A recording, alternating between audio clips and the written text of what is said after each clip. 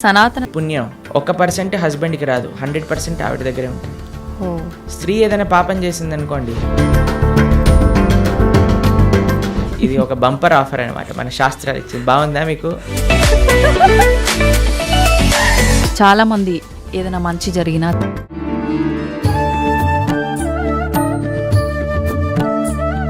భగవంతుణ్ణి ఆశ్రయించాలి. భగవంతుణ్ణి చేరుకున్న వాడికి ఎప్పుడు మళ్ళీ ఇలాంటి కష్టములు రావు. అందుకే జన్మ మృత్యు ఇవన్నీ కృష్ణుడు భగవద్గీతలు చెప్పారు. పుట్టిన ప్రతివాడు చావక తప్పదు, చచ్చిన ప్రతివాడు పుట్టక తప్పదు. ఎప్పటి వరకు? భగవంతుడి దగ్గరికి వెళ్ళనంత వరకు. అందుకే మన మానవ జన్మ యొక్క ప్రయోజనం ఏంటి అంటే స్వామి దగ్గరికి వెళ్ళి స్వామి యొక్క సేవ చేయటము.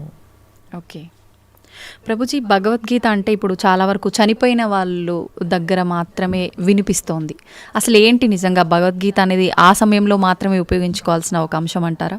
భగవద్గీత చనిపోయిన వారి దగ్గర పెట్టడంలో ఉండే అంతరార్థం ఏంటి అని అంటే, వీడు ఎలానో గీత నేర్చుకోకుండా వెళ్ళిపోయాడు, కనీసం మీరైనా మారండ్రా అని చెప్పే ఒక విషయం అనమాట. మీరు చూడండి, చనిపోయిన వాళ్ళ దగ్గర గరుడ పురాణాన్ని వినిపిస్తారు.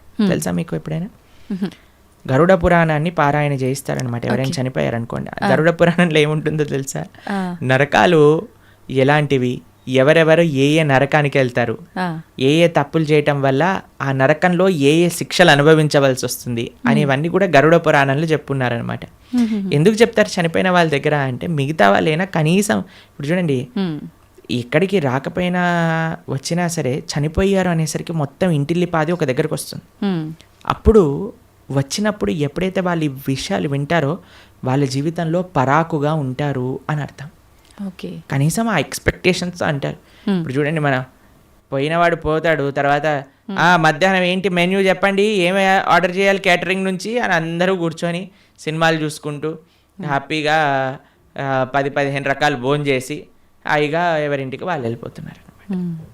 చనిపోయిన వాళ్ళ దగ్గర గీత చెప్పటంలో అంతరార్థం ఏంటి అని అంటే, వాడు పోయాడు, కనీసం నీ జీవితమైనా చక్క పెట్టుకో అని. ఓకే, కానీ చనిపోయినప్పుడు వినవలసింది కాదండి గీత.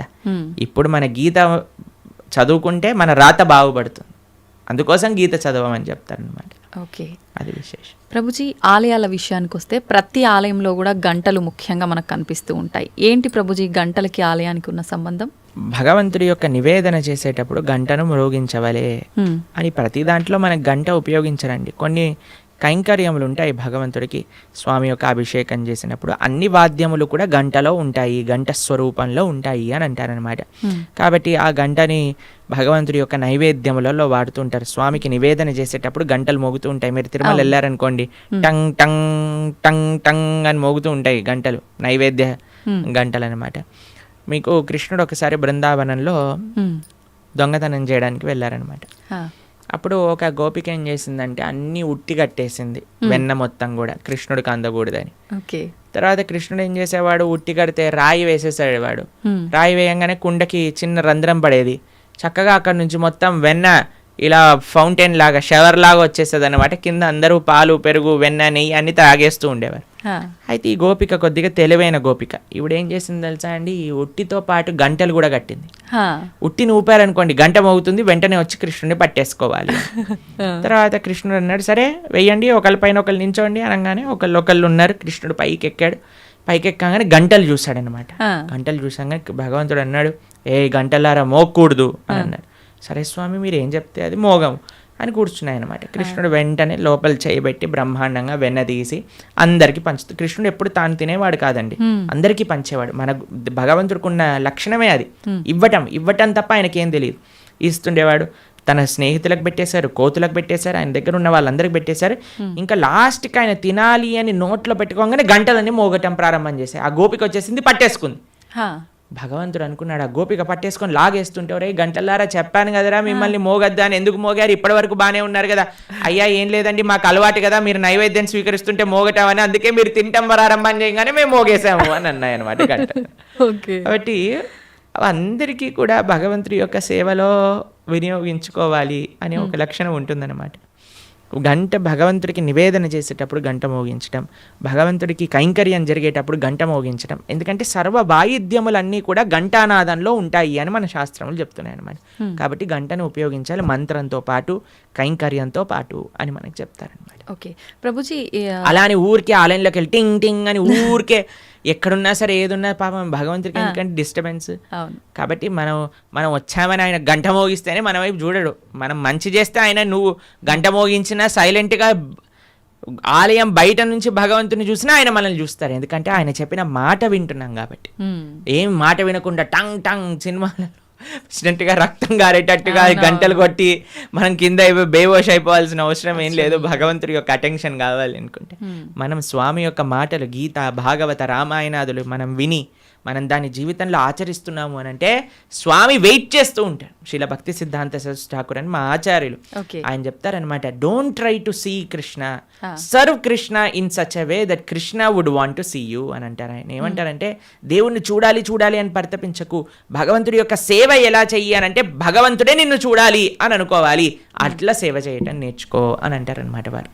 కాబట్టి ఆ విధంగా మనం ఉండేటట్టుగా ప్రయత్నం చేసుకోవాలి. గంట ఆడవాళ్ళు కొట్టకూడదు పూజా సమయంలో హారతి ఇచ్చేటప్పుడు, కానీ పక్కన మగవాళ్ళు గంట కొట్టాలి, ఆడవాళ్ళు హారతి ఇవ్వాలని వింటూ ఉంటాం. నిజంగా గంట ఆడవాళ్ళు కొట్టకూడదు అంటారు? అలాంటివి ఏం లేదండి. భగవంతుడి యొక్క సేవలో అందరు సమానమే. ఇంకొకటి సేవ అన్నారు. భగవంతుడికి భక్తితో మనం చేసే పనులు ఇష్టపడతాడా, లేదంటే సేవ చేస్తే ఎక్కువగా అనుగ్రహిస్తాడంటారా? భక్తితో సేవ చేస్తే ఇష్టపడతారు.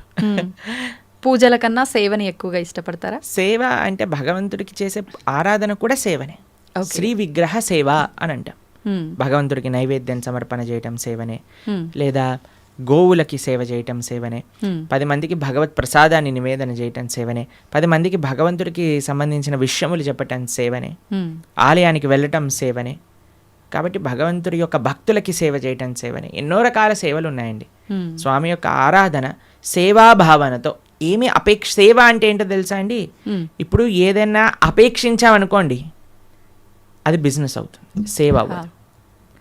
తండ్రి నేను ఈ పూజ చేస్తాను, నువ్వు నాకు అది ఇవ్వు, సేవ కాదు, అది బిజినెస్. బిజినెస్ ట్రాన్సాక్షన్ మాత్రమే. సేవ అంటే నాకేం వద్దు తండ్రి, నేను నీకు చేస్తా, అది సేవ. భగవంతుడికి సేవ కావాలి, ఈ బిజినెస్ వద్దు భగవంతుడు. ప్రభుజీ, చాలామంది పూజా కార్యక్రమాలు ఇలాంటి వాటికి దూరంగా ఉంటారు, కానీ అప్పుడప్పుడు పెద్ద పెద్ద క్షేత్రాలకి, ఆలయాలకు వెళ్ళి భగవంతుడి ఆలయంలో క్లీనింగ్ ఇలాంటి కార్యక్రమాల్లో ఎక్కువగా పాల్గొంటుంటారు. అందువల్ల కూడా ఫలితం ఉంటుందంటారా వాళ్ళకి? భగవంతుడికి సంబంధించింది ఏ చేసినా ఫలితం ఉంటుందండి, కానీ కన్సిస్టెంట్గా చేయటం వల్ల అది మనకి. ఇప్పుడు చూడండి, ఒక వ్యక్తి అన్నాడు అనుకోండి, సంవత్సరంలో 3 సార్లు యోగా చేస్తానండి, దానివల్ల ఏమవుతుందండి? పెద్ద రిజల్ట్ ఏమి ఉండదు కదా. అంతే కదా. కాబట్టి మనము సంవత్సరంలో 3 సార్లు పండగలు వచ్చినప్పుడు మేము ధార్మికం అయిపోతాం, అలా కాదండి. కాన్స్టెంట్గా వాకింగ్ చేశారనుకోండి దాని ఫలితం ఉంటుంది, కాన్స్టెంట్గా యోగా చేశారనుకోండి దాని ఫలితం ఉంటుంది, కాన్స్టెంట్గా భగవన్ నామస్మరణ చేయాలి, కాన్స్టెంట్గా భగవంతుడి యొక్క సేవ చేసుకోవాలి, అప్పుడు మనకి ఫలితం ఉంటుంది అనమాట. అందుకే అహైతుకి అప్రతిహత అని అన్నారు. అహైతుకి భక్తి, అప్రతిహత భక్తి అని అంటే ఏమీ అపేక్ష లేని, భగవంతుడి నుంచి ఏమి అపేక్షించకుండా కన్సిస్టెంట్గా చేసినప్పుడే భక్తి అవుతుంది. అది ముఖ్యం. హరే కృష్ణ. చాలా చక్కగా తెలియజేశారు ప్రభుజీ. ప్రతిసారి కూడా అంటే మా అందరిలో ఉన్న సందేహాలను నివృత్తి చేస్తూనే ఉంటారు. మళ్ళీ మరొక మంచి ఎపిసోడ్లో మంచి టాపిక్స్తో కలవాలని కోరుకుంటున్నాను ప్రభుజీ. ధన్యవాదాలు. హరే కృష్ణ మాతాజీ.